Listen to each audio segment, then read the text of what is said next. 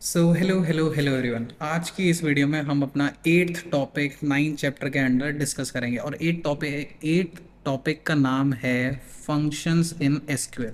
So basically SQL के अंदर हम फंक्शंस के बारे में पढ़ेंगे कि हम उन्हें क्या क्या यूज़ कर सकते हैं। ओके, सो हम इस टॉपिक में मेनली पढ़ेंगे कि हम सिंगल रो फंक्शन और मल्टीपल रो फंक्शन या फिर ग्रुप रिकॉर्ड बेस्ड पे कुछ क्राइटेरियाज में या फिर मल्टीपल टेबल्स में कैसे काम कर सकते हैं यूजिंग एसक्यूएल। ओके, सो इसके लिए सबसे पहले हम एक पूरा डेटाबेस बनाएंगे। डेटाबेस का नाम है कार्ड शोरूम और उसका स्कीमा कुछ इस तरीके से है। अब एक क्वेश्चन आपके लिए कि स्कीमा क्या होता है, इसका ड्रॉप कर देना आंसर नीचे। सो इस स्कीमा में हमें 5 टेबल्स दिए हैं, सॉरी नॉट 5, 4 टेबल्स दिए हैं। इन्वेंट्री, सेल्स, कस्टमर और एम्प्लॉय। इन्वेंट्री के अंदर हमारे पास अलग अलग रोज या फिर सॉरी कॉलम्स या फिर एट्रीब्यूट्स दिए हैं, जो कि है car ID, car name, price, model, year, manufacturer और फ्यूल टाइप। सेल्स में ऐसे ही हमारे पास 7 अलग अलग कॉलम्स दिए हैं। एम्प्लॉय में हमारे पास 6 कॉलम्स और कस्टमर में 5 कॉलम्स। अब इन्वेंट्री में जो कार आईडी है कार आईडी हमारी प्राइमरी की है यहाँ पे, वो हमारी foreign key car ID from our table sales से कनेक्टेड है। और कस्टमर आईडी भी यहाँ पे क्या कहते हैं फॉरेन है, जो कि कस्टमर टेबल के अंदर एक प्राइमरी की है। और सेल्स में एम्प्लॉय आईडी, एम्प्लॉय टेबल के जो एम्प्लॉय आईडी प्राइमरी की है उसकी फॉरेन की है सेल्स में। ओके, सो ये हमारा पूरा एक डेटाबेस हो गया समझने के लिए क्या क्या होता है। सो यहाँ पे बेसिकली यही दिया है कि हमारे पास 4 रिलेशंस हैं, उसमें क्या क्या हमने डेटा स्टोर किया है। ठीक है, अब लेट्स सपोज कि हमारे पास सारा का सारा डेटा आ गया। जैसे ही हम सिलेक्ट स्टार फ्रॉम इन्वेंट्री करेंगे, इन्वेंट्री का सारे के सारे जो टेबल में डेटा है वो हमारे दिख जाएगा। कस्टमर में सारा डेटा दिख जाएगा जब हम कस्टमर से देखेंगे, और सेल्स का भी सारा डेटा और एम्प्लॉय का भी सारा डेटा। अब हमारे पास एक पूरा का पूरा डेटाबेस क्रिएट हो गया जिसमें 4 टेबल्स हैं, चारों के अंदर हमने डेटा डाल दिया। अब हमें एक चीज़ पता है कि फंक्शन बेसिकली होता क्या है। अब फंक्शन एक पर्टिकुलर टास्क को परफॉर्म करता है जो भी हम करवाना चाहें, और ये रिटर्न करेगा 0 या फिर उससे ज़्यादा वैल्यूज़ एज अ रिजल्ट। अब फंक्शन बहुत ही यूज़फुल होता है जब हम एसक्यूएल क्वेरीज लिखते हैं, क्योंकि फंक्शन को जब हम अप्लाई करते हैं तो हम सिंगल या फिर मल्टीपल रो में अप्लाई कर सकते हैं, डिपेंडिंग हमें क्या काम कराना है। ठीक है, और डिपेंडिंग ऑन एप्लीकेशन हम एक या एक से ज़्यादा रो में एसक्यूएल फंक्शंस को कैटेगराइज कर सकते हैं एज सिंगल रो या फिर एग्रीगेट फंक्शन। इस वीडियो में हम सिंगल रो फंक्शंस के बारे में पढ़ेंगे। ओके, सो स्टार्ट करते हैं with the sub topic single row function. अब ये सिंगल एक ही रो पे काम करते हैं और इन्हें हम स्केलर फंक्शंस भी बोलते हैं।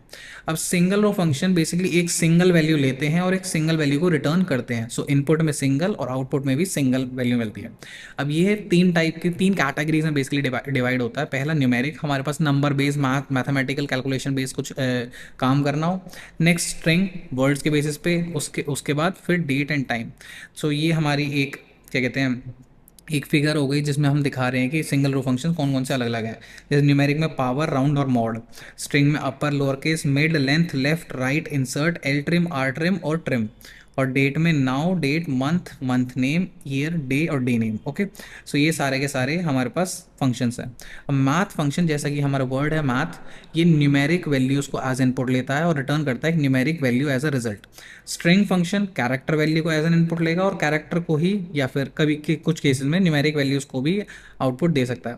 डेट फंक्शन डेट या टाइम वैल्यूज़ को इनपुट लेता है और रिटर्न करता है न्यूमेरिक, स्ट्रिंग या फिर डेट। ठीक है, सो न्यूमेरिक सिर्फ नंबर, स्ट्रिंग आउटपुट में दोनों दे सकता है और डेट तीनों दे सकता है। ठीक है, आप इस तरीके से सिंपली याद कर सकते हो। और इनपुट में उस न्यूमेरिक नंबर ही लेगा, स्ट्रिंग एक तरीके से अल्फ़ाबेट ही लेगा, डेट सिर्फ डेट या टाइम ही लेगा। ओके, अब फर्स्ट हम समझते हैं मैथ्स फंक्शन। सो मैथ में हम कॉमनली 3 ही चीज़ें पढ़ते हैं, पावर, राउंड और मॉड, और यूज़ करते हैं अकॉर्डिंग टू द नीड्स। अब जैसे पावर एक्स वाई फंक्शन हमारा, सो ये कैलकुलेट करता है X to the power of Y. अब अगर हमने सिलेक्ट पावर 2 3 लिख दिया, so 2 to the power 3, sorry 3 to the power 2। So इस टाइप से कैलकुलेट होगा और हमें आउटपुट में 8 देखने को मिलेगा। और इसको हम या तो ऐसे लिख सकते हैं और या तो पाव भी लिख सकते हैं। ओके, अब नेक्स्ट राउंड। एन में हम नंबर देंगे और डी में हम देंगे हमें कितनी डेसिमल वैल्यूज चाहिए। लेट्स सपोज कि हम सिलेक्ट राउंड लिखें, ये पूरा नंबर दे दिया और 1 लिखा। 1 मतलब हमें सिर्फ एक डेसिमल वैल्यू तक राउंडेड चाहिए आंसर, तो हमें ये देखने को मिल जाएगा। और अगर हम सिंपली राउंड में सिर्फ एक वैल्यू पास रखेंगे, हम डी को क्या कहते हैं डी की कोई वैल्यू नहीं दे रहे, तो हमें सिर्फ एक होल नंबर देखने को मिलेगा। Okay, next mod A B basically divide करता है, जैसे कि हम सिलेक्ट मॉड 21 2 करेंगे, सो ये इस तरीके से काम करता है जैसे पाइथन में काम करता है। सिमिलर तरीका 21 को 2 से डिवाइड करेगा और रिमाइंडर को एज एन आउटपुट हमें दे देगा। अब नेक्स्ट इसमें कुछ एग्जांपल्स है। लेट्स सपोज कि हमारी सेल्स इंक्रीज हो गई, ठीक है। सपोज कर रहे हैं हम, जो कार डीलर है वो कस्टमर को क्या कहते हैं ऑफर कर रहा है कि वो पे करें total amount in 10 easy EMI, जो कि इक्वल मंथली क्या कहते हैं इंस्टॉलमेंट्स में होगी, ठीक है। सो हम सपोज कर रहे हैं कि ईएमआईज को क्या कहते हैं मल्टीपल ऑफ 10,000 में हमें कैलकुलेट करना है, ओके। अब इसके लिए हमें सबसे पहले तो डीलर को लिस्ट करनी पड़ेगी कार आईडी और price along with the following data in the inventory. अब अगर हमें कैलकुलेट करना जीएसटी जो कि होगा 12% ऑफ द प्राइस, और डिस्प्ले करना रिजल्ट, सो हम सिंपली करेंगे सिलेक्ट, हम राउंड ऑफ करेंगे, है ना, हमें सॉलिड वैल्यूज चाहिए। 12 को 100 से डिवाइड करेंगे क्योंकि परसेंटेज कैलकुलेट कर रहे हैं, और इसको हम मल्टीप्लाई कर देंगे प्राइस से। सो ये हमारा जीएसटी आ गया पूरा कैलकुलेट, जो उस प्राइस पर जीएसटी होगा, और हम उसे 1 डेसिमल वैल्यू तक क्या कहते हैं राउंड ऑफ कर रहे हैं। फिर इसको हम प्रिंट कर देंगे with the column name GST from inventory, तो जीएसटी कॉलम नेम आ जाएगा और हर प्राइस पे कैलकुलेट होकर आ जाएगा हमारे पास क्या जीएसटी उसका बन रहा है। अब हम एक नया कॉलम ऐड करेंगे जो कि है फाइनल प्राइस। अब फाइनल प्राइस को कैसे ऐड करें, क्या कहते हैं शो करेंगे हम, सम ऑफ प्राइस और उसके ऊपर जो भी जीएसटी लगेगा। सो हम इसमें टेबल को ऑल्टर कर रहे हैं, उसमें ऐड कर रहे हैं एक और चीज़। सो ऑल्टर टेबल, इन्वेंट्री टेबल को हम ऑल्टर कर रहे हैं, उसमें ऐड कर रहे हैं एक नया कॉलम, नया कॉलम का नाम होगा फाइनल प्राइस, और फाइनल प्राइस में हम न्यूमेरिक वैल्यूज़ को हम क्या कहते हैं इन एज एन इनपुट, उसमें जो डेटा सेव होगा न्यूमेरिक वैल्यूज चाहिए, जिसकी क्या कहते हैं लेंथ हो सकती है 10 और 1 डेसिमल डिजिट तक अलाउड है, ओके। अब हम नेक्स्ट अपडेट कर रहे हैं अपनी इन्वेंट्री को, अपडेट कर रहे हैं हम अपनी टेबल को, टेबल का नाम है इन्वेंट्री, और सेट कर रहे हैं फाइनल प्राइस। फाइनल प्राइस को कैसे कैलकुलेट कर रहे हैं हम, प्राइस प्लस राउंड कर रहे हैं हम, round of price multiply by 12 divide by 100, ये हमारा पूरा जीएसटी हो गया, और विद 1 डेसिमल क्या कहते हैं डिजिट। अब जैसे ही इसे हम एंटर करेंगे तो हमें देखने को मिलेगा क्वेरी ओके 8 रो अफेक्टेड, और इसके बाद जैसे ही हम सिलेक्ट स्टार फ्रॉम इन्वेंट्री से हम प्रिंट करेंगे, सो हमारे पास एक नया कॉलम ऐड हो गया, सॉरी नॉट ये फाइनल प्राइस वाला नया कॉलम ऐड हो गया, विच कंक्लूड्स कि प्राइस प्लस जीएसटी जो भी बनता है इसका calculation is equal to this, okay. अब नेक्स्ट हम क्या करेंगे, कैलकुलेट करेंगे और डिस्प्ले करेंगे अमाउंट जो कि हमें हर मंथ में पे करना पड़ेगा जो ईएमआईज थी, है ना, और ये 1000 के मल्टीपल में होनी चाहिए, है ना। और इसको हम कैलकुलेट करेंगे by dividing final price into divide by 10, okay. अब नेक्स्ट हम जैसे ही इसे डिवाइड कर लेंगे इस क्या कहते हैं इनटू ईएमआईज, फिर हम देखेंगे कितना क्या कहते हैं रिमेनिंग अमाउंट है जो कि पे करना है बाय परफॉर्मिंग मॉड्यूलर डिवीजन। सो हम सिंपल करेंगे, सिलेक्ट करेंगे हम पहले कार आईडी और फाइनल प्राइस, और राउंड ऑफ करेंगे हम final price minus mod of final price क्या कहते हैं बाई 1000 डिवाइड बाय 10। सो इसमें बेसिकली हम क्या कर रहे हैं, हम क्या कहते हैं कार आईडी फाइनल प्राइस, दो क्या कहते हैं कॉलम्स को प्रिंट कर रहे हैं, कार आईडी फाइनल प्राइस, और एक ईएमआई वाला कॉलम हम नया बना रहे हैं जिसको कैलकुलेट करने के लिए हम पूरा का पूरा ये क्या कहते हैं ये कैलकुलेशन कर रहे हैं। अब कैलकुलेशन में बेसिकली हमारा क्या हो रहा है, सबसे पहले तो हमारे फाइनल प्राइस में से हम डिवाइड कर रहे हैं कि मॉड ऑफ फाइनल प्राइस क्या कहते हैं ऑफ 1000 डिवाइड बाय 10, 10 हमारी जो ईएमआईज हैं उसके बेसिस पे कितने वैल्यू बन रही है, और जो भी वैल्यू बनेगी वो फाइनल प्राइस से हम डिवाइड कर रहे हैं, है ना। सो उसे हम एक एज अ ईएमआई दिखाएंगे, और उसके बाद हम रिमेनिंग अमाउंट को प्रिंट करेंगे फ्रॉम द इन्वेंट्री, और रिमेनिंग अमाउंट हमारी बची सिर्फ इतनी सी, ओके। रिमेनिंग अमाउंट कैलकुलेट करने के लिए mod of final price divide by 1000, sorry 10,000, okay. अब 10,000 क्यों किया हमने, क्योंकि 1000 को हम 10 ईएमआईज में ले रहे हैं, मतलब 1000 के मल्टीपल्स को 10 ईएमआईज में ले रहे हैं, तो एट लास्ट हम 10,000 के मल्टीपल्स में ले चुके हैं वैल्यू। सो फाइनल प्राइस को हम डिवाइड कर रहे हैं बाय 10,000। सो ये हमारा, इससे हमें मिल जाएगा हमारा रिमेनिंग अमाउंट। अब नेक्स्ट हमारे एग्जांपल आ गया कि लेट्स सपोज हमें एक नया कॉलम ऐड करना कमीशन नाम से इन द सेल्स टेबल। अभी जो कॉलम कमीशन है इसमें जो वैल्यू होगी वो 7 लेंथ की होगी, और इसमें 2 डेसिमल प्लेस तक होना चाहिए। सो हम सिंपल एक टेबल को ऑल्टर करेंगे, टेबल का नाम है सेल, और ऐड करेंगे एक नया कॉलम, कॉलम का नाम है कमीशन, और कमीशन में जो डेटा होगा न्यूमेरिक डेटा होगा जिसकी लेंथ 7 होगी, और 2 क्या कहते हैं 2 हमारी डेसिमल लेंथ तक वैलिड है। अब नेक्स्ट हमें अगर कैलकुलेट करना commission for the sales agent जो कि होता है 12% ऑफ द सेल्स प्राइस, ठीक है। और इंसर्ट करनी है वैल्यू एक नए कॉलम में जो हमने कमीशन बनाया, और डिस्प्ले करना है उसके बाद record of the table sales जहाँ पे कमीशन 73,000 से ज़्यादा है। सो इसे पार्ट्स में करते हैं, ठीक है। सबसे पहले हमें जो कैलकुलेट करना है वो है कमीशन। सो कमीशन कैलकुलेट करने के लिए हम 12% of the sales price calculate करेंगे, है ना, और अपडेट कर देंगे ऑफ द सेल टेबल, और उसमें सेट कर देंगे कमीशन की ये वैल्यू। सो जैसे ही हम प्रिंट करेंगे, प्रिंट के टाइम पे हमारा सबसे पहले तो कमीशन कैलकुलेट हो गया। अब हमें प्रिंट क्या करना है, जहाँ पे भी सेल कमीशन 73,000 से ज़्यादा है। सो हम जैसे ये पूरा का पूरा स्क्रिप्ट लिख देंगे, सॉरी नॉट स्क्रिप्ट, ये पूरा स्टेटमेंट लिख देंगे। जैसे हम एंटर करेंगे तो हमें सिर्फ वही क्या कहते हैं सेल्स आईडी दिखेंगी, या फिर सेल्स एजेंट के सब कुछ दिखेगा डेटा जिनकी कमीशन 73,000 से ज़्यादा है। ओके। अब नेक्स्ट हमें डिस्प्ले करना है इनवॉइस नंबर, सेल्स प्राइस और कमीशन, सच दैट कि जो कमीशन वैल्यू है वो राउंड ऑफ कर रहे हैं टू ज़ीरो। तो इसके लिए सिंपल करेंगे हम सिलेक्ट, हमें इनवॉइस नंबर चाहिए, सेल्स प्राइस चाहिए, और लास्ट हमें चाहिए commission rounded off to zero from sales. So हम जैसे ही इसे एंटर करेंगे हमें ये देखने को मिल जाएगा, और कमीशन को हम राउंड ऑफ कर रहे हैं विद ज़ीरो, है ना, मतलब इसमें डेसिमल वैल्यूज देखने को नहीं मिलेगी। जैसे कि हम यहाँ पे देख लेते हैं लास्ट वाला जो 74,425, so 74 where it is 74,225, instead of 225 ये राउंड ऑफ कर रहा है 68 पैसे को इंटू 1 रुपी। सो ये हमें होल नंबर देखने को मिल रहा है। ओके। सो इसके साथ हमारा सारा का सारा न्यूमेरिक डेटा जो है, सॉरी न्यूमेरिक फंक्शंस है वो कंप्लीट हो जाते हैं। अब नेक्स्ट हम स्टार्ट करेंगे स्ट्रिंग फंक्शंस।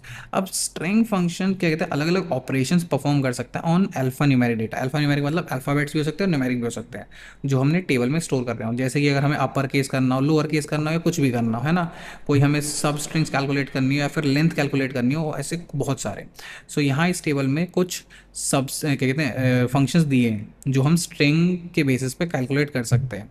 जैसे कि सबसे पहला आ गया अपर, ये किसी भी स्ट्रिंग को अपर केस में क्या कहते हैं प्रिंट करके देगा। जैसे कि सिलेक्ट यू केस, हम यू केस भी लिख सकते हैं या फिर अपर लिख सकते हैं, दोनों में से कुछ भी, है ना, और इसके अंदर हम स्ट्रिंग पास कर देंगे ऐसे। सो हम जैसे आउटपुट में देखेंगे ये अपर केस लेटर्स में देखने को मिलेगी। अब इसका उल्टा हमें लोअर, या तो लोअर लिख सकते हैं तो एल केस, ये इसका उल्टा करेगी। ओके।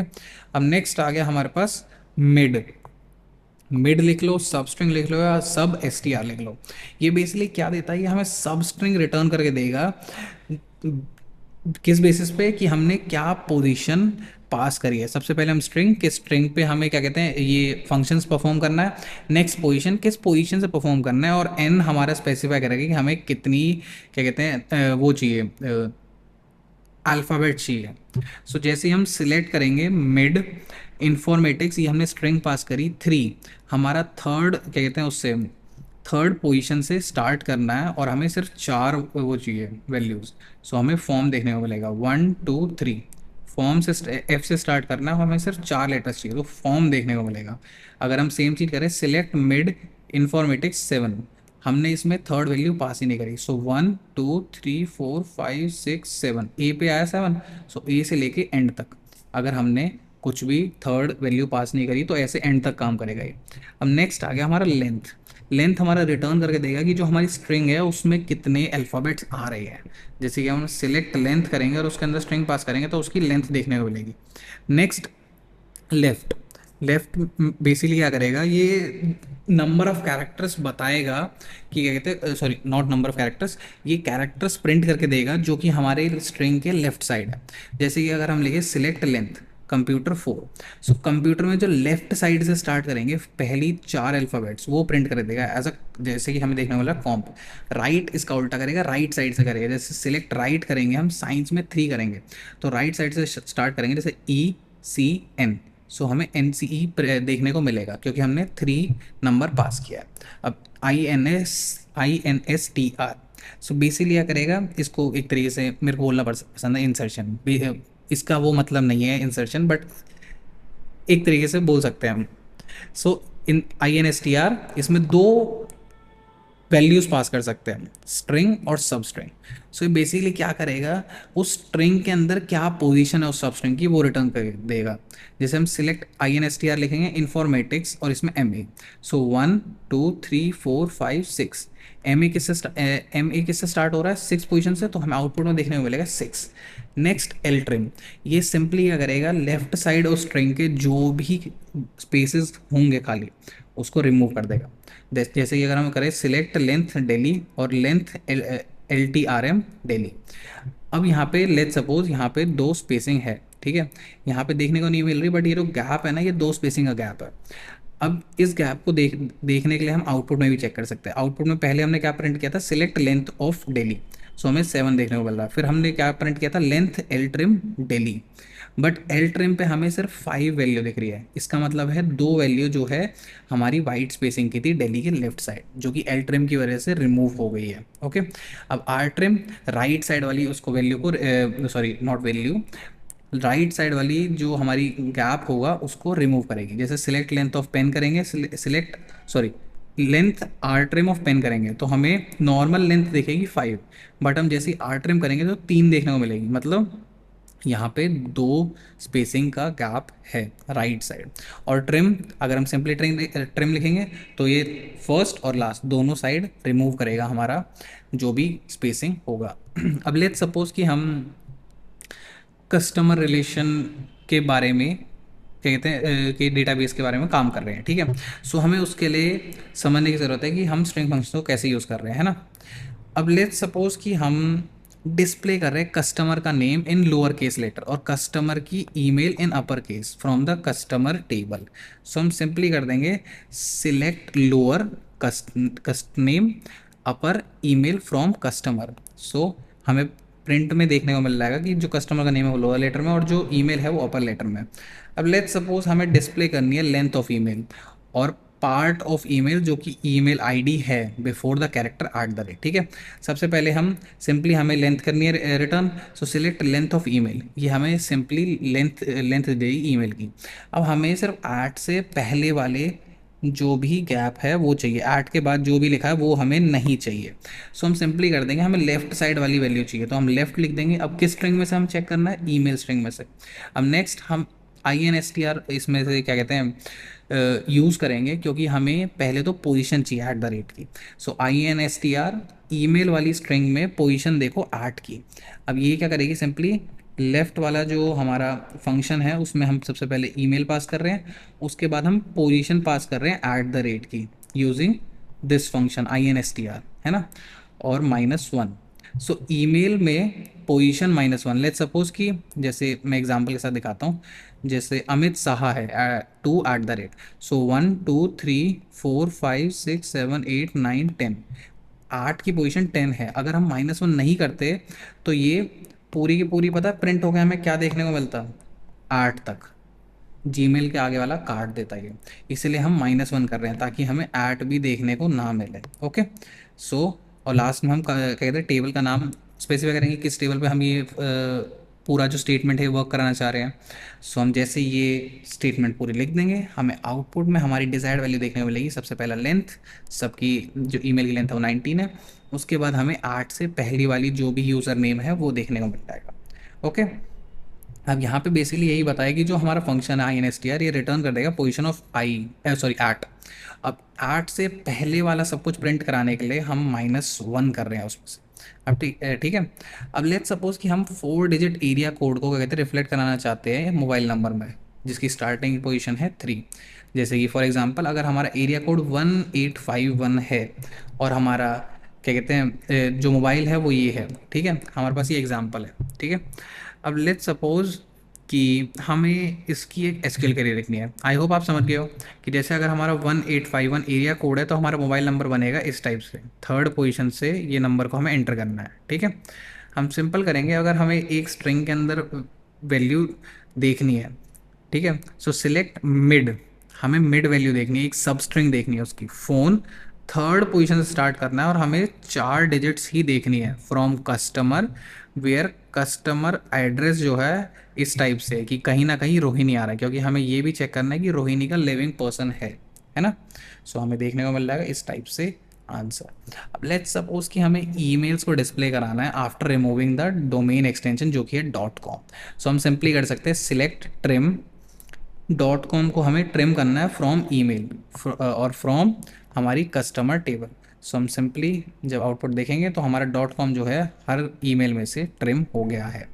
अब नेक्स्ट हमें डिस्प्ले करनी है डिटेल सारे के सारे कस्टमर्स की जो कि याहू ईमेल यूज़ करते हैं। ओके, सो ये तो बहुत सिंपल है। सिलेक्ट करना है स्टार फ्रॉम कस्टमर, सारा के सारा हमें डिटेल प्रिंट करके देना है, जहाँ पे ईमेल जो है इस तरीके से है परसेंटेज याहू परसेंटेज, मतलब याहू के आगे और पीछे कुछ ना कुछ वैल्यू हो, बस हमें क्या ध्यान देखना कि बीच में याहू है, हमें इससे फ़र्क है। सो जहाँ पे भी ये हो वो हमें प्रिंट करना है। सो हमें आउटपुट ऐसा देखने को मिल जाएगा। अब इसी के साथ हमारा जो है स्ट्रिंग फंक्शन खत्म हो गया। नेक्स्ट स्टार्ट करेंगे हम डेट और टाइम फंक्शन। अब डेट और टाइम फंक्शन बेसिकली डेट और टाइम डेटा पे ऑपरेशंस परफॉर्म करने के लिए हेल्प करते हैं। अब कुछ कहते हैं ऑपरेशंस हो सकते हैं, जैसे हमें करंट डेट देखनी हो, ठीक है। अब उस डेट में से हमें कोई स्पेसिफिक एलिमेंट जो है चाहिए हो, जैसे डेट मंथ या ईयर, या फिर हमें डे ऑफ द वीक चाहिए हो, और बहुत कुछ। अब जैसे कि इस टेबल में ये सारे के सारे वैल्यूज़ दिए हैं। सबसे पहले तो नाउ फंक्शन, नाउ क्या प्रिंट करके देगा कि करंट डेट क्या है, सिस्टम डेट क्या है करंट। हम जैसे ही सिलेक्ट नाउ करेंगे तो हमें अभी जो अभी स्पेसिफिक हमने जब रन करी है कमांड, तो स्पेसिफिक टाइम कहते हैं उस स्पेसिफिक मोमेंट पे क्या डेट है, सबसे पहले डेट आ रहेगी, और उस स्पेसिफिक मोमेंट पे क्या टाइम है, सबसे पहले आर, फिर मिनट्स, फिर सेकेंड्स। नेक्स्ट डेट, ये हमारा सिर्फ डेट रिटर्न करके देगा, जैसे कि सिलेक्ट डेट और डेट के अंदर अगर हम नाउ पास कर दें, सो अभी क्या डेट है ये हमें सिर्फ डेट रिटर्न करके देगा। अब नेक्स्ट मंथ डेट, अब ये रिटर्न करके देगा कि हम कौन से मंथ में है उस स्पेसिफिक डेट के लिए। सिलेक्ट मंथ नाउ, अभी नाउ का हम चेक कर रहे हैं क्योंकि अभी क्या है। अब जैसे ही हम ये रन करेंगे तो हमें मंथ निकाल के देगा सिर्फ 7, जैसा कि हम देख सकते हैं 7। या तो हम इसमें इस टाइप की वैल्यूज़ भी दे सकते हैं, हम पूरी पूरी डेट भी पास कर सकते हैं। अब नेक्स्ट आ गया मंथ नेम।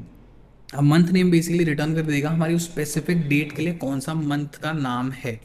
सो हमारे इस केस में नवंबर है। नेक्स्ट ईयर, ये सिर्फ ईयर रिटर्न करके देगा। नेक्स्ट डे है, ये सिर्फ डे रिटर्न करके देगा, डे कौन सी वैल्यू है। नेक्स्ट डे नेम, उस स्पेसिफिक डेट पे कौन सा डे नेम है। ओके, सो ये हमारे सारे डेट एंड टाइम फंक्शन हो गए। अब लेट्स सपोज कि हमें यूज़ करना है employ table of the car showroom database, ठीक है। इसके लिए हमें कुछ डेट एंड टाइम फंक्शंस को परफॉर्म करना है।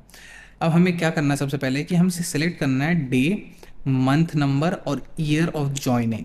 सो हमें सबसे पहले सिलेक्ट चाहिए, डे चाहिए हमारी, डेट ऑफ ज्वाइनिंग हमारी वैल्यू है जो पहले से ही हमारी डेटाबेस में है। फिर चाहिए हमें month, date of joining, year, date of joining from employ. So हमें आउटपुट में इस टाइप से देखने को मिलेगा।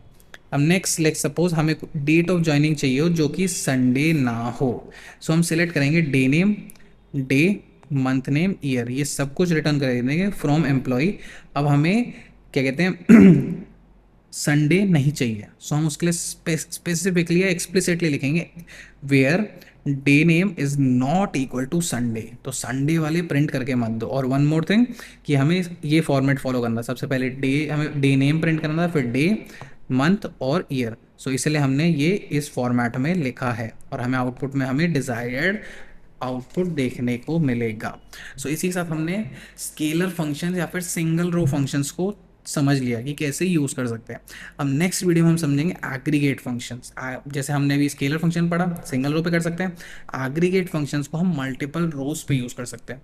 सो इस वीडियो के लिए इतना ही था। I will see you all in the next video and for this one thank you, see you, tata, bye bye.